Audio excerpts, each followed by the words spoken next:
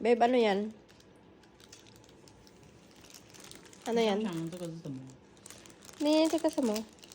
Hintang ka na. O, gusto mo. Ito yung gamot natin, guys. Kasi ano na tayo. Nagkakasakit na tayo ngayon. Gawa ng winter siguro. Yung change of weather. Ayan o. Para alam ko yung kanyang ano. Alam ko yung... Kan putong chongun eh. Oo, chungwon kasi siya kaya hindi ko maintindihan. So, nilagyan na lang yan ng ganyan. Morning means yung araw is morning. And then, yung lunch, hindi niya alam kung anong i-drawing niya sa lunch. So, ano na lang, word na lang. Tapos, ito yung night. Yan na yung moon niya. Yan na yung pangmalakasang moon niya, guys. Hindi yan lang hinaya niya. Ayan, before sleep.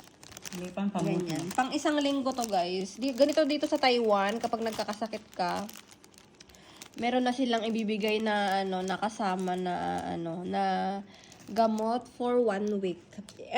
Pinili namin ay 1 week kasi para ito din kasi ay may sakit din siya kaya para hati kami sa gamot. Hati medicine.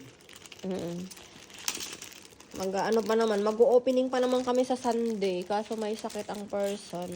Ayan.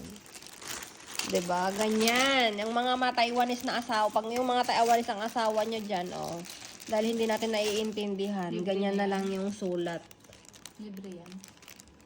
Libre na 'yan. Pang isang linggo. Pang isang linggo. Thank you, babe. So sweet naman. So sweet. So sweet. Kahit hindi siya magkasakit.